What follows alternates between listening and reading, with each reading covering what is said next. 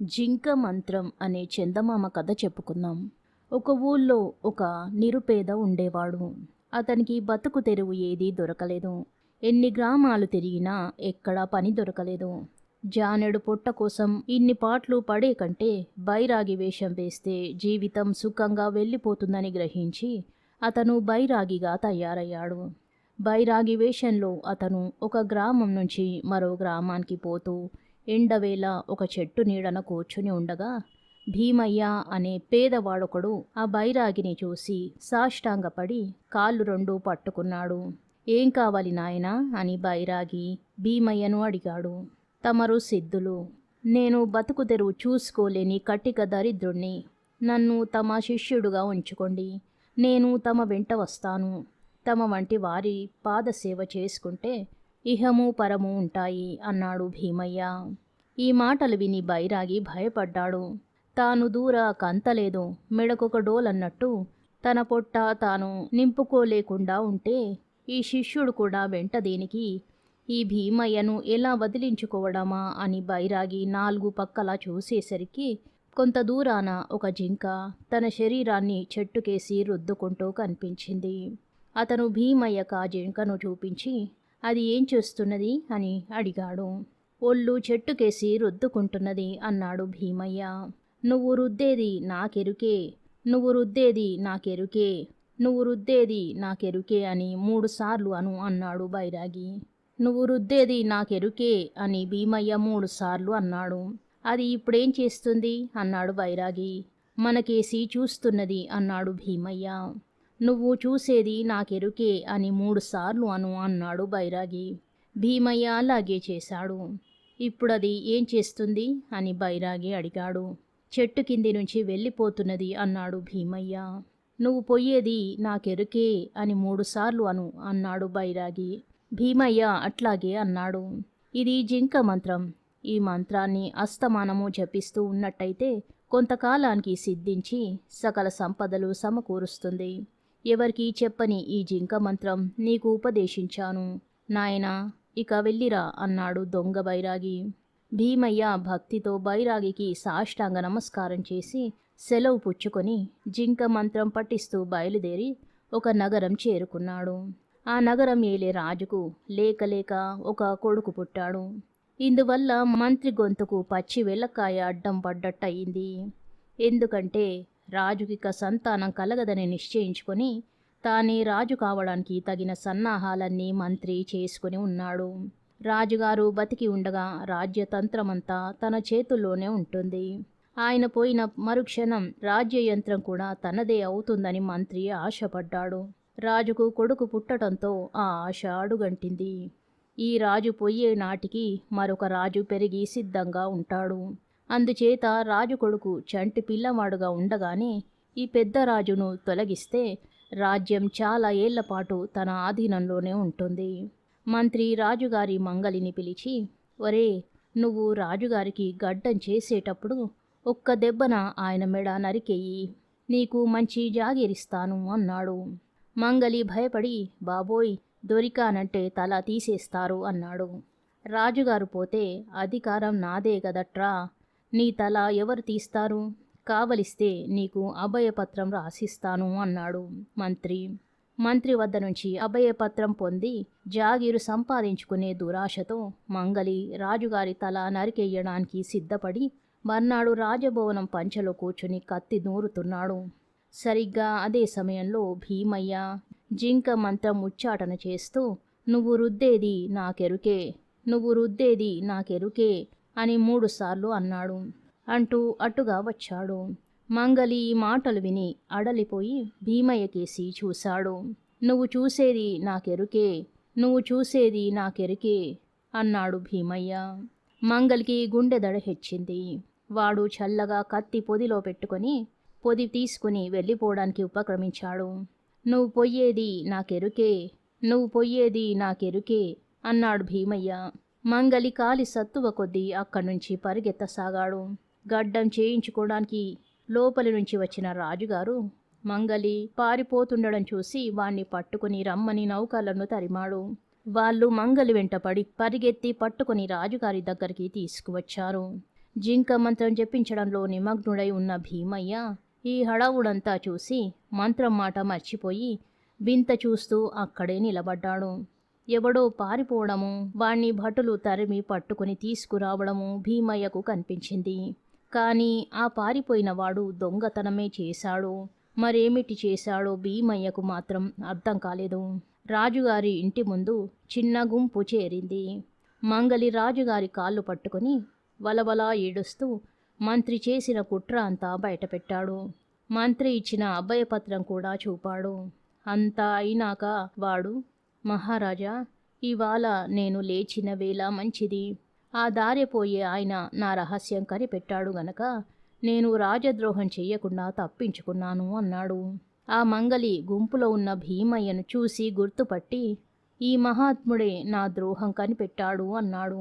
రాజు భీమయ్యను చాలాసేపు ప్రశ్నించిన మీదట అసలు సంగతి బయటపడింది. భీమయ్యకు మంగలి తలపెట్టిన ద్రోహం మాట ఏమీ తెలియదు. అతను జింక మంత్రం పట్టించాడు అంతే. రాజుగారు రాజద్రోహం తలపెట్టిన మంత్రికి ఉరిశిక్ష విధించి, మంగలికి దేశ బహిష్కార శిక్ష విధించి, జింక మంత్రంతో తన ప్రాణం కాపాడిన భీమయ్యకు మంచి జాగిరిచ్చి అతన్ని తన కొలువులో ఉంచుకున్నాడు. జింక మంత్రం అతని సమస్యలన్నిటినీ తీర్చేసింది. కథ సమాప్తం. సువర్ణహస్తం అనే మరో చిన్న కథ చెప్పుకుందాం. పూర్వం దక్షిణ మధురలో ఒక పాండ్యరాజు రాజ్యం చేస్తూ ఉండేవాడు. ఆయన ప్రజలను బిడ్డల్లాగా చూసుకునేవాడు. ఎవరికి ఎలాంటి అన్యాయము జరగనిచ్చేవాడు కాదు. ఆయన రాజ్యం రామరాజ్యంలా ఉండేది. దేశంలో ఎవరికి ఎలాంటి కష్టం వచ్చినా ఆ సంగతి చారుల ద్వారా రాజుకు వెంటనే తెలుస్తూ ఉండేది.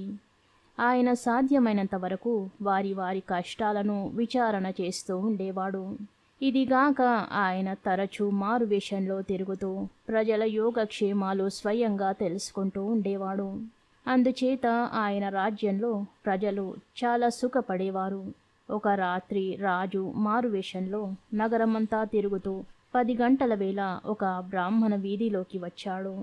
ఒక ఇంటి దగ్గరికి వచ్చేసరికి ఆయనకు లోపల నుంచి ఒక స్త్రీ దుఃఖిస్తూ ఉండడము, ఒక పురుషుడు ఆమెను సముదాయిస్తూ ఉండడము వినిపించింది. రాజు ఆ ఇంటి ముందు నిలబడి లోపల జరిగే సంభాషణ ఆలకించాడు. సంగతేమంటే ఆ ఇంట్లో ఒక బ్రాహ్మణ దంపతులు ఉంటున్నారు. వారికి పిల్లలు లేరు. మర్నాడే భర్త ఏదో పని మీద కాశీకి ప్రయాణమై వెళ్తున్నాడు. ఆయన తిరిగి వచ్చేదాకా ఆ ఇంట్లో బిక్కు బిక్కుమంటూ ఒంటరిగా ఉండాలే అని భార్య చింతిస్తుంది.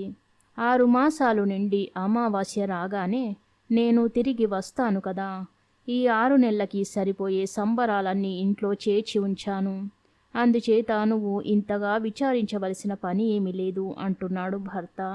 సంబరాలు తక్కువైపోతాయని నేనేమీ బెంగపడడం లేదు. ఆడదాన్ని, అందులోనూ ఒంటరిదాన్ని. 6 మాసాల పాటు కొంపలో తోడు లేకుండా ఉండాలంటే ఎంత కష్టం చెప్పండి. ఏ రాత్రి ఏ దొంగాడు లోపల జ్వరబడతాడో అని ప్రాణాలు పిచపిచలాడుతాయి కదా అంటున్నది భార్య. ఓసి పిచ్చిదానా, పెట్టని కోటలాగా మన రాజుగారుండి ప్రజలని కంటికి రెప్పలాగా కాపాడుతుంటే దొంగల భయమా? ఇంకా నయం, మన దేశంలో ఎక్కడన్నా దొంగలు పడ్డట్టు ఎప్పుడైనా విన్నావా? ఇంత రాజ్యాన్ని కాపాడే మహారాజు నిన్ను దొంగల భయం నుంచి కాపాడలేకపోతాడనా నీ భయం? అటువంటి పిచ్చి భయాలు మాను అన్నాడు భర్త. ఈ సంభాషణ విని రాజు ముందుకు సాగిపోయాడు. మర్నాడు ఆ ఇంటి యజమాని కాశీకి బయలుదేరి వెళ్ళిపోయాడు. ఆ రాత్రి రాజు మారువేషంలో ఆ వీధికి వచ్చి ఆ ఇంటి ముందు తెల్లవార్లు కాపలా కాశాడు. అది మొదలు ఆయన రోజు రాత్రివేళ ఆ ఇంటికి కాపలా ఉంటూ వచ్చాడు. రోజులు, వారాలు, నెలలు గడిచిపోయాయి. 6 నెలలు నిండి అమావాస్య వచ్చింది. రాజు తన అలవాటు ప్రకారం ఆ ఇంటి ముందు కాపలా కాయడానికి మారువేషంలో వచ్చాడు. ఆయన వాకిలి సమీపించేసరికల్లా లోపల నుంచి ఎవరివో మగవాడి గొంతు వినిపించింది. ఇంటి యజమాని లేని సమయంలో పరపురుషుడెవడో లోపల ప్రవేశించి ఉంటాడని అనుమానించి రాజు తలుపు తట్టాడు. కానీ ఆయన మరుక్షణమే తలుపు సందులో నుంచి చూసేసరికి ఇంటి యజమాని కాశీ నుంచి తిరిగి వచ్చి తన భార్యతో మాట్లాడుతూ ఉండడం రాజు కంటపడింది. ఆయన కంగారు పడిపోయాడు.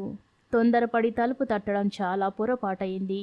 తాను కాశీకి వెళ్ళిన కాలంలో ఎవరో వచ్చి తన వాకిలి తలుపు తడుతూ ఉండి ఉంటారని ఆ బ్రాహ్మణుడు అనుమానపడగలడు.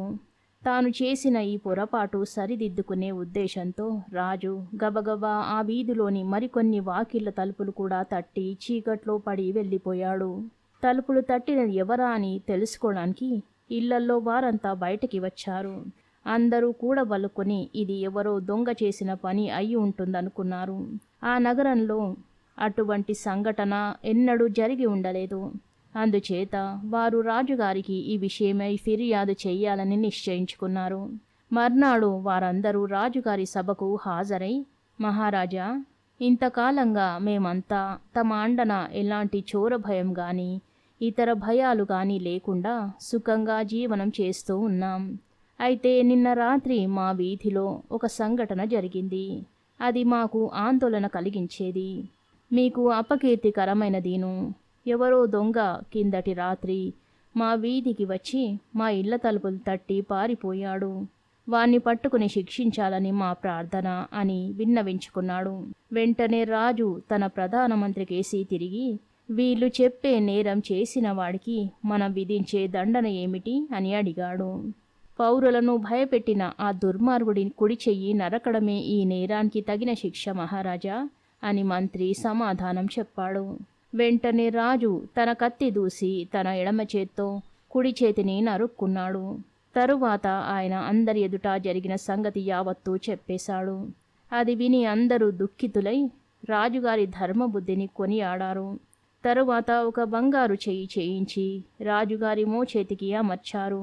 అందరూ కలిసి సుందరేశ్వర స్వామి ఆలయానికి వెళ్ళి ప్రార్థనలు చేయగా స్వామివారు అనుగ్రహించి రాజుగారి కుడి చెయ్యి మామూలు చెయ్యిలాగే ఉండేటట్టు కటాక్షించారు. తలతలా మెరిసే ఆ బంగారు చెయ్యి కారణంగా ఆ రాజుకు సువర్ణహస్త పాండ్యుడు అనే పేరు వచ్చింది. కథ సమాప్తం. శుభం.